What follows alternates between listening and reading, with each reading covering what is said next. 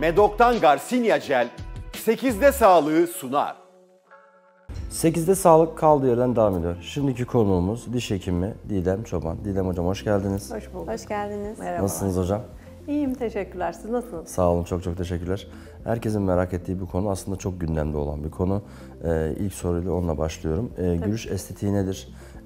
Gülüş estetiği için yapılan uygulamalar nelerdir?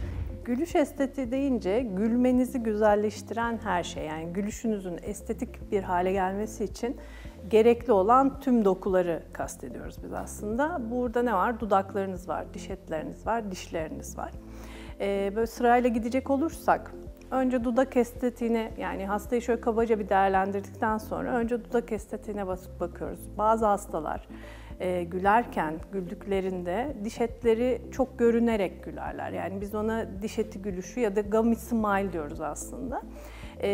Bu diş etinin görünmesini derecelendiriyoruz biz ve ona göre uygulamalar yapıyoruz. Dudak nasıl yapabiliriz? Botoks uygulamalarıyla biraz düşürebiliyoruz.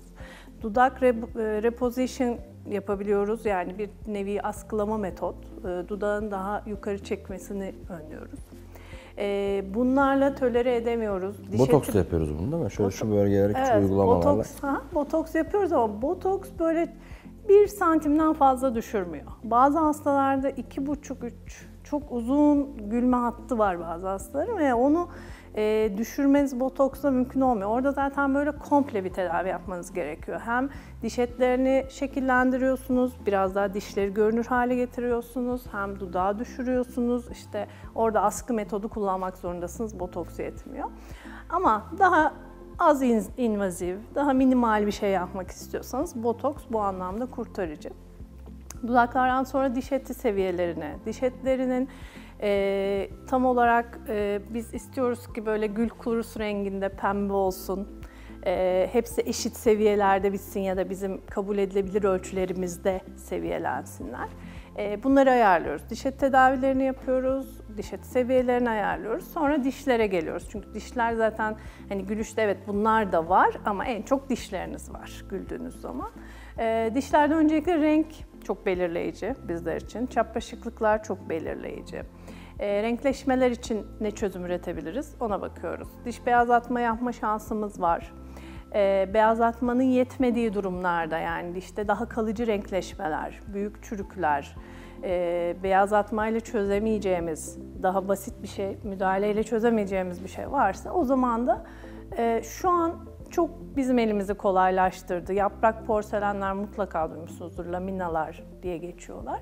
Dişin ön yüzeyinden hafif bir aşındırmayla yaptığımız tırnak şeklinde kaplamalar, porselen kaplamalar. Bütün bunları bir arada kullandığımızda biz ve bunların hepsini estetik bir satıhta tuttuğumuzda gülüş estetiği diyebiliyoruz. Yani gülüş estetiği böyle bir total çalışma aslına bakarsanız. Evet. Peki implantolojide yenilikler ve yeni teknikler nelerdir? Biraz bunlardan bahsetsek. İmplantoloji son zamanlarda bizi inanılmaz kurtardı ve çok mutlu olduğumuz da bir konu. İmplantolojideki artık herkes şunu yapıyor. Bir diş kaybının yerine bir tane implant koyup onun üstüne de bir diş kaplaması yapıp hastayı kurtarabiliyor. Yemek yemesini, fonetiğini, işte fonksiyonlarını yerine koyabiliyor. Yeni olan ne var burada? Bu artık çok klasik ve çok standart bir uygulama haline geldi. Yeni olan şu ki artık dişi çektiğimiz seansta implantları çakıyoruz. Hastanın geçici dişlerini de yapıyoruz. Dolayısıyla hasta dişini kaybettiği gün yeni bir dişle kliniğimizden çıkıyor. Şu anki güncel yaklaşımımız bu. Bu hem bizim elimizi kolaylaştırdı çünkü oradaki doku bütünlüğü ve doku devamlılığı adına da bu uygulama çok güzel ve hastaların %80'inde uygulayabiliyoruz. Tam dişsiz ağızlarda bile uyguluyoruz. Yani hastanın bütün dişlerini çektik ama hasta yine de o seansta bir geçici protezle çıkabiliyor ki bu hasta için büyük bir lüks aslına bakarsanız. Herkes için büyük bir lüks. Dolayısıyla hastanın elini kolaylaştırıyor, bizim elimizi kolaylaştırıyor. Hasta tekrar geldiğinde çalışmamız 3 ay sonraki kalıcı protez için rehberimiz oluyor elimizde. Ve hasta bu süreci dişsiz geçirmemiş oluyor. Bu çok bizim için yüz güldürücü. Sonuçlar da çok yüz güldürücü zaten. En yenisi bu aslında. O süreç biraz sıkıntılı, yani maske takıyorlar, yemek yemiyorlar. Estetik açıdan da çok yani yine çok etkin yemek yiyemiyorlar tabii o süreçte biraz. Ama en azından biraz görünüm yumuşak olarak. beslenmelerini Evet. istiyoruz ama gülebiliyorlar dediğiniz gibi. Konuşabiliyorlar. Konuşabiliyorlar. İşte hastaların çoğu sosyalleşemiyor. Mesela o çok ciddi bir sıkıntı. Hele bence pandemiden sonra herkesin sosyallik problemi varken dünya Çünkü üstünde. dudak gerçekten çöküyor ve o da insanı aynaya baktığında psikolojik olarak gerçekten etkileyen bir durum. Yani Tabii. bunu ortadan kaldırmış olmak çok güzel aslında. Ya çok haksız. Hatta mesela bölgesel dişsizliklerde hastada asimetri gelişir. Yani bu tarafı daha çökük, burası daha dolgun. Yani ilk etapta hissetmez hasta bunu ama uzun vadede gerçekten aslına Yüzde çökme yapıyor bakarsanız sonuç olarak. burası düşük, burası daha tombul bir görüntü. Özellikle bayanları mesela mutsuz edip burası benim bir şey oldu.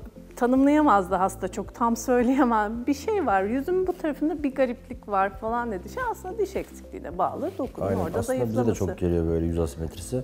Ya yatış pozisyonuna bağlıyoruz ya diş eksikliğine bağlıyoruz. Çiğneme bozukluğuna bağlayabiliyoruz. Aslında o diş eksikliği belli bir süre sonra çiğnemeyi diğer tarafa kaydırıyor. Tabii ki. O da %1 lift etkisi sağlarken diğer tarafta düşmeye sebep oluyor aslında. Tabii ki. Aynen. Kasların da yani o Etkisi taraftaki oluyor. kasların aşırı gelişmesi, Aynen. hiperaktivite olması falan. Aynen. Aslında konu tam oraya geldi. Çiğneme ile ilgili. Onu biraz sormak istiyorum ben. Diş sıkma, diş gıcırdatma. Bunlarla ilgili tedavi protokolümüz nedir? Diş sıkmaya aslında biz bir şey yapmıyoruz, biz diş hekimi olduğu için, ama psikologlarla ilgili bir durum. Ama Türkiye'de çok yüksek. %70 benim bildiğim diş sıkma oranı Türklerde. Çok stresli bir toplumuz. Bizim yapmaya çalıştığımız şu, diş sıkan hastalarda, yani psikolojik olarak bu stresi hisseden hastalarda diş sıkmanın çeneye, dişlere, ekleme verdiği zararları olabildiğince elimine etmeye çalışıyoruz. Bunun için de geçmişte plaklar yapıyorduk.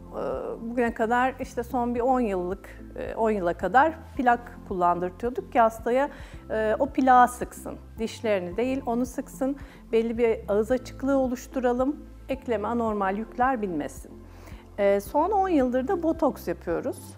Masseter botoks çok kolaylaştırdı yine işimizi. Bazen plakla birlikte kullansak bile çoğunlukla sadece botoksla hastaları tedavi edebiliyoruz. Tabii hastanın stresini biz alamıyoruz yine. Orada öyle bir şeyimiz, iddiamız da yok. Bizim yapmaya çalıştığımız şu. Botoksla kas hafızası oluşsun istiyoruz hastanın. Yani o hep sıktığı, sıkmaya alışmış olan kas botokstan sonra bir süre sonra sıkamıyor tabii. Yemek yiyebiliyor, konuşabiliyor, günlük hayatını etkilemiyor ancak o anormal sıkmayı yapamıyor. Ve bu sıkmayı yapamadıkça da unutmaya başlıyor. Biz de istiyoruz ki unutsun. Botoksun bir 4 ila 6 ay arası geri dönüşü var. Bir seans daha yapıyoruz eğer hasta şikayetçiyse, ama benim bugüne kadar 2 hastam döndü ikinci seans için. Yani birinci seansa geldi, çoğunda bu alışkanlık oluşuyor. Yine olmadıysa ikinci seansta hiç rastlamadım ama yine olmadıysa bir yıl sonraki 3. seanstan sonra rahatlıyorlar. Şimdi Didem Hocam, bazen diş ağrısı çekiyoruz. İzleyicilerimizde de çok vardır. Ama bir diş hekimine gitmek yerine o ağrıyla mücadele etmeye çalışıyoruz. Sebep de diş hekimi korkusu. Öyle hastalarınız için neler söyleyebilirsiniz? Ne yapmalılar? Tabii fobi çok talihsiz bir şey. Çok yaygın dediğiniz gibi. Birincisi korkmasınlar. Ben hep onu söylüyorum. Çünkü bizim anestezik materyallerimiz çok iyi durumda ve gerçekten aslında hiç acı çekmiyorlar. Önce bunu anımsamalarını istiyorum. Yine de aşamadıkları kadar korkan hastalarda. Çünkü kapıdan girmeye korkan hastalarımız var. Yani bunu ertelemek ayrı bir şey, hiç gelmemek ayrı bir şey. Hiç gelemeyen hastalar için hipnoz önerebilirim. Bilinçli hipnoz bu anlamda kurtarıcı olacaktır hastalar için. En azından bu fobilerine dair çalışmalar yapılır ve üstünde ondan sonrasında koltukta rahat oturması, bizim yapacağımız işlemlere müdahale etmesi mümkün olabilir. Ancak bulantı, eşlik eden, fobiye eşlik eden bulantı, ağız açamama, öğürme gibi sorunlar varsa da o zaman yine genel anestezi kullanıyoruz. Genel anestezi yine çok kurtarıcı. Bence artık dediğim gibi anestezik malzemeler orada da çok iyi materyaller. Yani hastalar daha konforlu uyuyorlar, uyanıyorlar. Kaldı ki dişle ilgili bir işlem yapıyorsanız genel anestezide zaten o da çok da hızlı ve basit oluyor aslına bakarsanız. Hasta sabah yatıyor, bütün gece kalmıyor, öğleden sonra çıkış yapıyor. Sadece bu süreçte uyuyor oluyor. Tabii onun bir protokolü var öncesinde. Onu sadece sağlıyoruz hastaneyle ya da işte ameliyathaneyle işbirliği içinde olarak. Bunu önerebilirim ama ben yenmeleri taraftarıyım. Evet. Yani sonsuza kadar uyuyamazlar, sonsuza kadar anestezi yaptıramazlar.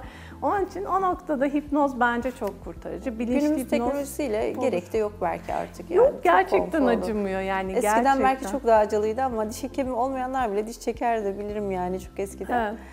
Belki öyle bir algı oluştu yıllardır gelen bir ağrılı, acılı bir işlem diye Tabii ama tabii. şu an... Fobi zaten böyle ebeveynlerden de çok kalıyor biliyorsunuz. Evet, yani evet.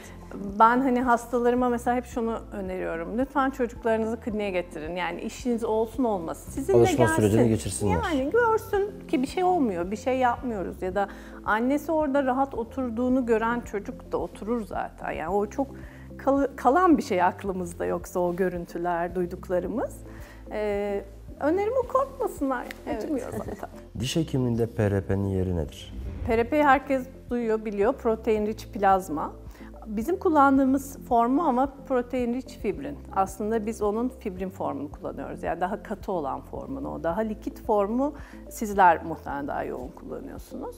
Mantık olarak daha iyileştirici elemanlar içerdiği için hastanın kendi kanından alıp hızlıca 10 dakika içinde elde edebildiğiniz ve iyileştirici gücü çok yüksek bana kalırsa bir materyal.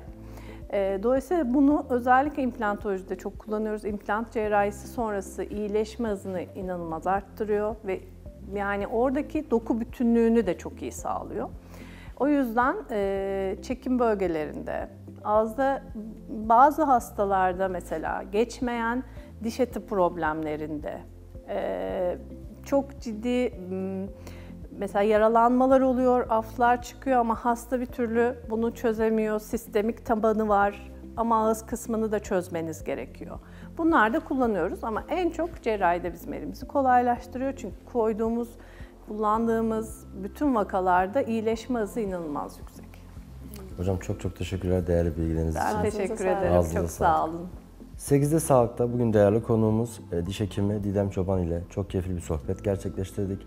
8'de Sağlık tüm hızıyla devam ediyor. Medok'tan Garcinia Jel 8'de sağlığı sundu.